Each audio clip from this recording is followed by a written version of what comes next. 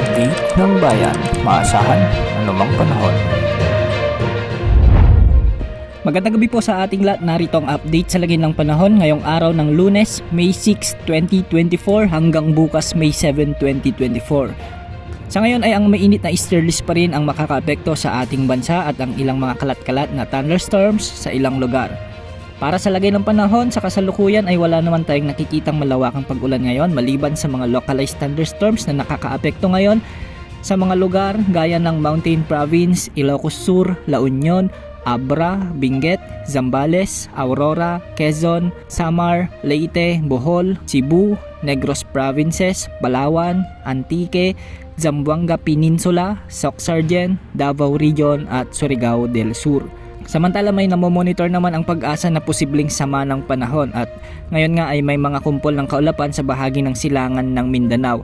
Narito ang update ng Pag-asa ukol dito. Samantala, base rin sa ating latest satellite animation, meron tayong namataan na kumpol ng ulap or cloud cluster dito po sa may timog silangan ng Mindanao. Wala naman tayong nakikitang threat regarding this weather disturbance at hindi naman po ito inaasahan na magiging bagyo sa mga susunod na araw.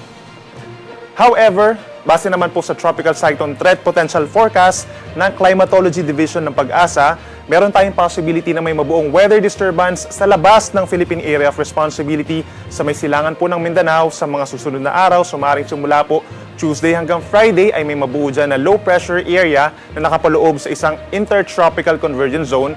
And then over the weekend, maaaring Sabado or Linggo ay pumasok ito ng PAR dito po sa may silangan ng Mindanao.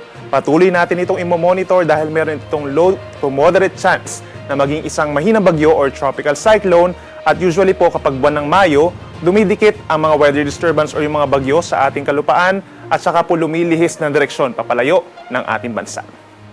Ayon nga sa Pag-asa ay mababa pa ang tsansa nitong maging bagyo pero may posibilidad pa rin itong lumakas bilang bagyo. Kung ating susuriin, magkaiba ang ipinapakita ngayon ng dalawang weather models na ginagamit natin, ang ECMWF model at ang GFS model.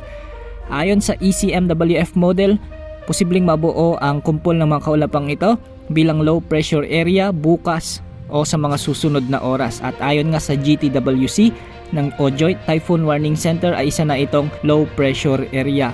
Posibleng maging tropical depression lamang ito pagkatapos ay magpapaulan na lamang ang remnants o trough nito sa bahagi ng Eastern Visayas o sa may Southern Mindanao sa mga susunod na araw.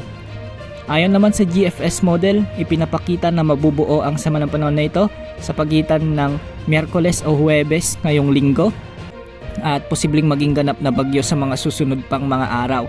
Pagsapit naman ng weekend ay posibleng lumakas pa ito at posibleng umabot sa tropical storm category. Mas lalapit pa nga ito sa mga susunod na araw o sa susunod na linggo sa silangan ng bansa at posibleng lumakas pa ito pagsapit ng Lunes next week at posibleng nasa severe tropical storm na po ito. Base sa nakikita natin sa forecast ay posibleng mahagip nito ng bahagya ang Eastern Visayas o kaya naman yung Bicol region. Kung sakaling mabuo nga ito bilang bagyo at pumasok sa ating Philippine Area of Responsibility, ay papangalanan ito ng Pag-asa bilang Agon, ang unang bagyo ngayong 2024. At kung hindi magbabago ang ipinapakita ng GFS model, ngayon pa lamang ay maghanda na tayo dahil mas agresibo ang ipinapakita nito kaysa sa ECMWF model. Sa kasalukuyan nga ay hindi pa natin masabi kung ano ang final track at kung gaano ito kalakas o aabot ba ito sa isang super typhoon category. Given na mas mainit ang karagatang Pasipiko ngayon at ito yung nag-generate ng humidity or moisture sa mga bagyong nabubuo dito. May mga weather systems pang posibleng makaapekto dito kaya maraming pagbabago pa ang mangyayari. May posibilidad din na lumihis na lang ito papunta sa Japan o kaya ay unti-unting malulusaw habang nasa Philippine Sea. Sa ngayon ay wala namang nakataas na gale warning sa anumang karagatang sakop ng ating bansa, kaya malaya ang mga mangingisda at may sasakyang pandagat na pumalaot sa ating mga karagatan. Yan ang update sa lagay ng ating panahon. Ito po ang weather update ng bayan. Maaasahan anumang panahon.